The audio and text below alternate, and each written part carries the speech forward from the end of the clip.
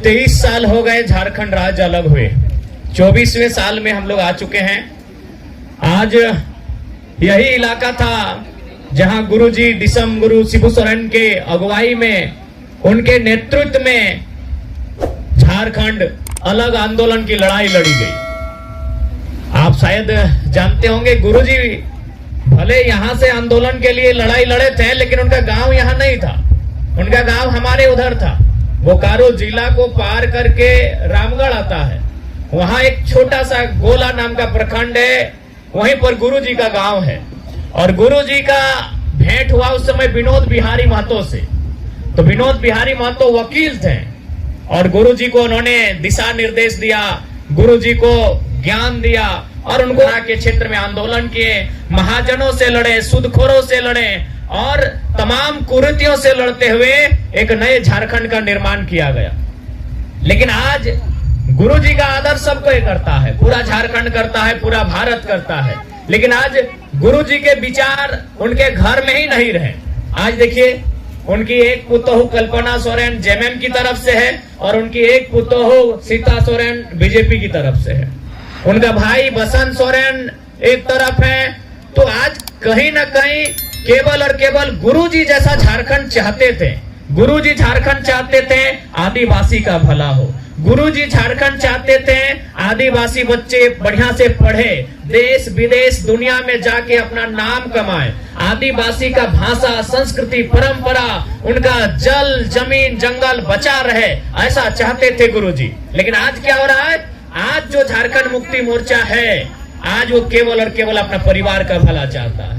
आज आपके बच्चों का भला नहीं चाहता है। वो कभी बसंत सोरेन को मंत्री बनाना चाहता है, कभी कल्पना सोरेन को मुख्यमंत्री बनाना चाहता है, लेकिन आपके परिवार के बच्चों का भला नहीं चाहता। आज इसीलिए आज हमें लगता है कि संथाल समाज के बीच से नए नेता बन के आए। जैसे आज लता टुडू दीदी आई हैं, ऐसे बहुत सारे नौजवानों को आगे आना होगा। आप नौजवानों को सोचना होगा। आप ही बताइए, आज क्या परिस्थिति है? आज हमारे गांव को छीना जा रहा है, आज हमारे जंगल उजाड़े जा रहे हैं, पारसनाथ पहाड़ भी संकट में है। सुने थे ना, उसमें हम ही पहला आंदोलन किए थे। जब पारसनाथ पहाड़ का मैटर आया था, पहला आंदोलन और आवाज हम बुलंद किए थे कि पारसनाथ पहाड़ में मरांग गुरु भी रहते हैं, इसीलिए आप सभी की आस्था का सम्मान कीजिए, लेकिन मरांग गुरु का अपमान आप नहीं कर सकते हैं। कि पारसनाथ किसी एक समुदाय का नहीं है। तो इसीलिए आज कहीं न कहीं जो वर्तमान की सरकारें हैं, जो वर्तमान के नेता हैं, चाहे बीजेपी वाले रहकर, बीजेपी तो चाहती ही नहीं है कि जंगल बचे, गांव बचे। वो सारा चीज अडानी को दे देना चाहती है, वो सारा चीज उद्योगपतियों को दे देना चाहती है। लेकिन यहाँ जेएमएम जो जंगल जमीन की सरकार है, आज वो केवल और केवल परिवार की सरकार बन के रह गई है। इसीलिए आज आदिवासी समाज के बीच से नए नेतृत्व आने होंगे। इनको ये बताना होगा कि आदिवासी वोट किसी परिवार की बपोती नहीं है। जो आदिवासी के समस्त समाज के बारे में सोचेगा, सभी के कल्याण के बारे में सोचेगा, आदिवासी समाज उसी के साथ जाएगा। चाहे वह दमयंती मुंडा दीदी रहे, चाहे बेबी लता टुडू दीदी रहे, जो आदिवासी के बारे में सोचेगा, आदिवासी भी अपना वोट उसी को देगा। वो किसी एक परिवार की बपोती बनके नहीं रहेगा।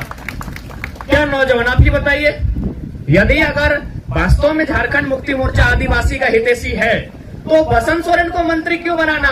कोई गरीब बुद्धू सोरेन को बनाते, मुकेश सोरेन को बनाते, संजय टुड्डू को बनाते, विकास हांसदा को बनाते, सावन हांसदा को बना देते, अमित किस्कू को बना देते। आदिवासी समाज का ऐसे ही न भला होगा। अब आज बसंत सोरेन मंत्री है, कल्पना सोरेन मुख्यमंत्री की दावेदारी कर रही है, तो कल उनका बेटा बेटी भी करेगा। सीता सोरेन की दोनों बेटी दावा करेंगी कल 2 सीट से। तो आप कहां जाएंगे? आपके हक अधिकार की बात कौन करेगा? एक परिवार से समाज नहीं होता है। इसलिए इस बात को बिल्कुल आप याद रखिए कि एक परिवार से समाज का भला नहीं होगा, 1-2 व्यक्ति से समाज का भला नहीं होगा। इसलिए आज आपको नए नेता बनाने होंगे, नए लीडर तलाशने होंगे, और नए लीडर आपके बीच है। बेबी लता टुडू आपके बीच है, रांची से दमयंती मुंडा आदिवासी समाज की बेटी है, आपके बीच है। और जब ये सदन में जीत कर जाएंगे, सदन में इस बात को रखेंगे, समता कानून को मजबूती से राज्य में लागू कराने पर तर्क देंगे।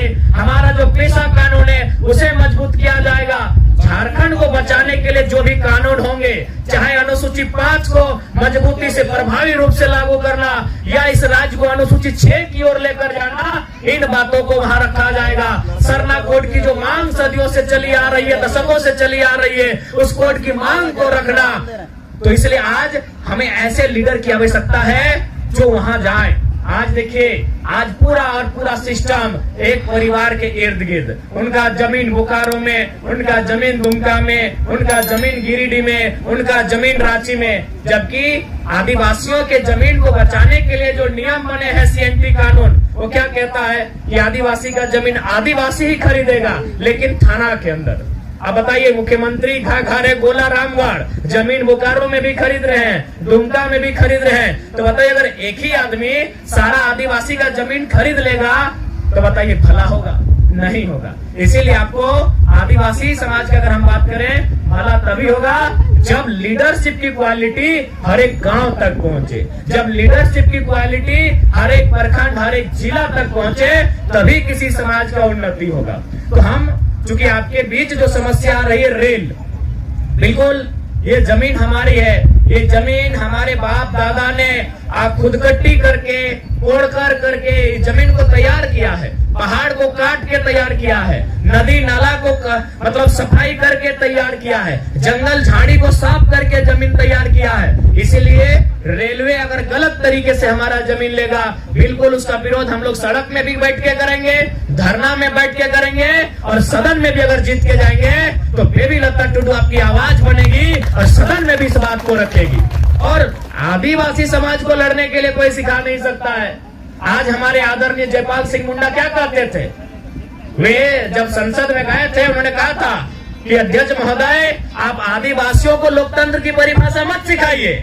जब दुनिया में लोकतंत्र आया नहीं था, तब से आदिवासी समाज में लोकतंत्र चलता आया है। तो आप हमको आदिवासी लोगों को मत सिखाइए दुनियादारी, आप हमें लड़ने के लिए भी मत सिखाइए। अरे जब अंग्रेजों ने पूरे भारत में अपना आधिपत्य जमा लिया था, तब लगातार झारखंड से आदिवासी लोग विरोध किए हैं। उनके तोप का मुकाबला हमने तीर और तलवार से किया है कि नहीं किया है? बताइए। आज यही दुमका की धरती, यही सिद्धू कान्हू की धरती, आज इसी धरती से हमारे जो आदिवासी मूलवासी उस समय हुआ करते थे, उन्होंने हजारों की संख्या में जान देकर अंग्रेजों से मुकाबला किया है। तो इसलिए रेल आए चाहे कोयला आए, आदिवासियों का इतिहास लड़ने का रहा है। हमारा इतिहास अपने अधिकार के लिए लड़ने का रहा है। हम किसी से पीछे नहीं हटेंगे। अरे उतना तो छोड़िए, बिरसा तो लड़े ही लड़े, सिद्धू कान्हू लड़े ही लड़े हैं। एक इस देश में गांधी हुआ करते थे।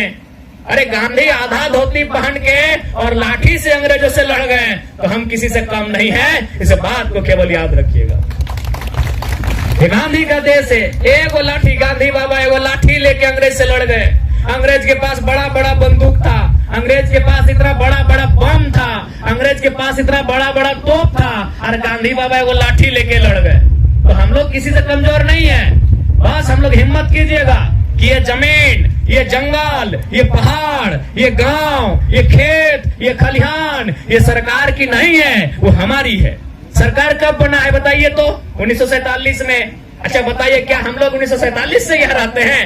पता नहीं कब से रहते हैं भैया। तो सरकार का कैसे ये गांव हुआ, सरकार का कैसे ये पहाड़ हुआ? ये हमारा है, हमारे बाप दादा का है। इसलिए इस बात को याद रखिए।